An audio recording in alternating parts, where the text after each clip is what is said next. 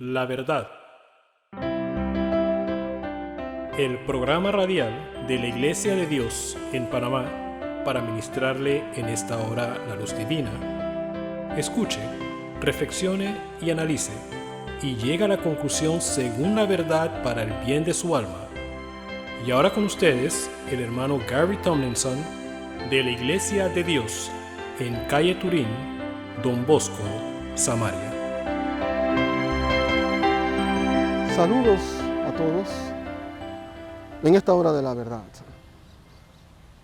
Mantenemos la secuencia de lo que hemos estado viendo acerca de lo que Dios dice versus lo que el hombre dice. Aún bajo el criterio en donde muchos alegan que no se puede vivir sin pecar porque estamos en la carne. Ahora, a este punto yo creo que usted debe haber recibido suficiente información, si es honesto, para darse cuenta de algunas cosas que quizás anteriormente no las había considerado. Y es mi deseo que al continuar, el Espíritu Santo siga laborando en su espíritu, del espíritu a su espíritu, para producir lo necesario para el logro de ese cambio y la experiencia de esa, o mejor dicho, y la genuina experiencia de la salvación. Ahora, como lo había mencionado, amados, la carne es una condición con la cual no debemos conformarnos. No debemos conformarnos. Porque no solamente porque Dios nos ha dado la solución para librarnos de esa condición, pero por esta siguiente razón, ponga mucha atención a lo que le voy a decir. Lo que habíamos estudiado en el libro de Romanos capítulo 7, la actividad de la naturaleza carnal en la vida del individuo. Todo lo visto allí está íntimamente relacionado a lo que vamos a ver ahora en el libro de Gálatas capítulo 5, versículos del 16 al 26. Todo lo que está allí está íntimamente ligado a esta porción. Y vamos a verlo.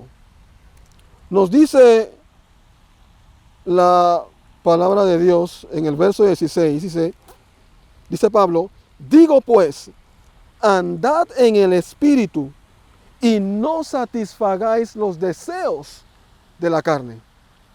Dice, anden en el Espíritu. Ya está manifestando dos condiciones opuestas, totalmente contrarias, el espíritu y la carne.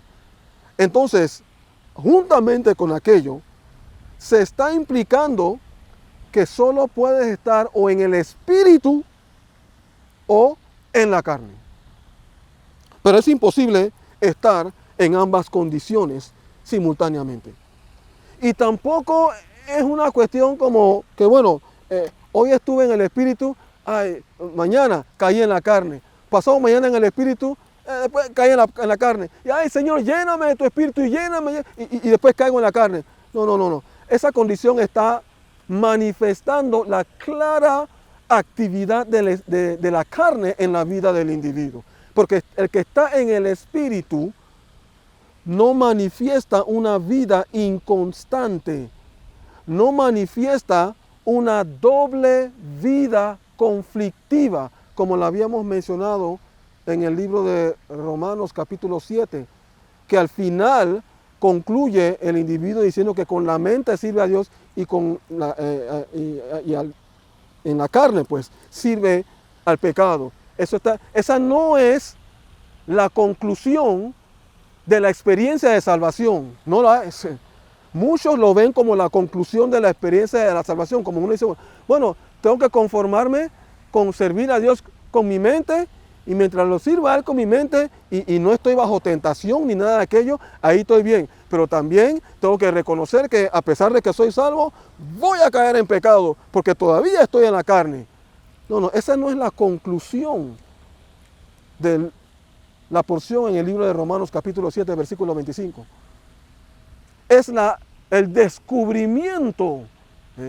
Es el individuo se da cuenta de esa doble vida conflictiva, que no es la experiencia de salvación. Entonces, Pablo nos dice, digo pues, andad en el Espíritu y no satisfagáis los deseos de la carne. No los satisfagan. La porción no está diciendo no los tengan, porque pudiera en un momento dado, el individuo puede tener, o sea, puede surgir ese sentimiento. Y el problema no es cuando el sentimiento comienza a manifestarse.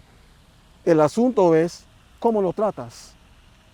¿Qué haces cuando comienzas a sentir aquello?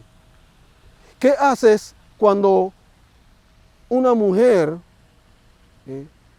de buen parecer, muy bella, pero mal vestida, y pasa delante de tus ojos y produce eso en ti? ¿Qué vas a hacer en ese momento? Te quedarás, una de dos cosas vas a hacer: o te quedarás mirándola y observándola y ay Señor ayúdame, ay Señor ayúdame, o desviarás la mirada, porque hay soluciones. Dice la palabra de Dios, no os ha sobrevenido ninguna tentación que no sea humana, pero fiel es Dios, que no os dejará ser tentados más de lo que podáis resistir, sino que dará juntamente con la tentación la salida para que podáis soportar. Esa porción en el libro de Primera de Corintios nos está diciendo que para cada tentación hay una salida.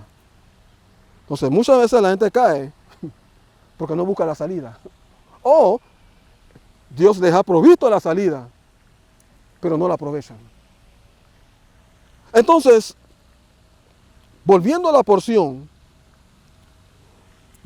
sigue diciendo el apóstol Pablo, andad en el Espíritu y no satisfagáis los deseos de la carne. No los satisfagas. Es que lo que pudiera darse, por ejemplo, cuando tienes hambre y no es hora de comer, sabes que comiste bien, pero supuestamente tienes hambre, sabes que la glotonería es pecado. Y sabes que no debes comer, no satisfagas ese deseo. No lo satisfagas, no te entregues a aquello. Pues dice la palabra de Dios que porque el deseo de la carne es contra el espíritu y el del espíritu es contra la carne. Ahí está corroborando lo que yo le acababa de decir, que no se puede estar en ambos estados simultáneamente. O estás en el espíritu y estás en la carne, porque ambas condiciones, ambas naturalezas son contrarias. Entonces dice que el deseo de la carne es contra el espíritu y el espíritu contra la carne, y estos se oponen entre sí para que no hagáis lo que quisierais. Se oponen entre sí. La carne lucha para que el individuo eventualmente no haga lo que el espíritu le muestra. Y allí está la batalla en medio de la situación. Pero sigue diciendo la palabra, pero si sois guiados por el Espíritu, no estáis bajo la ley. Esto tiene que ver con cuando, si usted nota en el libro de Gálatas, parte de la razón por la cual Pablo le escribió a los hermanos en Galacia es porque ellos estaban siendo llevados por la ley judaica.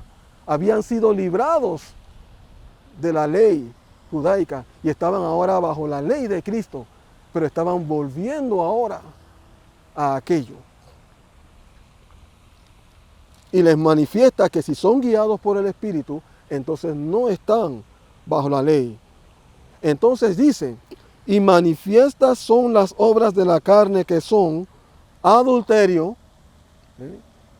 que tiene que ver con esa relación con aquella persona que no es tu legítima pareja, fornicación, esa relación ilícita fuera del matrimonio, adulterio, fornicación, inmundicia, lo que es inmundo delante de Dios, todo acto que es inmundo, todo lo que es vergonzoso, todo lo que no es puro, lo que no conlleva pureza en sí, lascivia, ese apetito desordenado de placeres,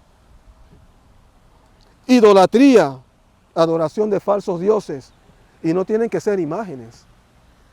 Su carro se puede convertir en su Dios, o su hijo, o su casa, su propiedad, se puede convertir en su Dios. Usurpa el lugar que Dios se merece en su vida.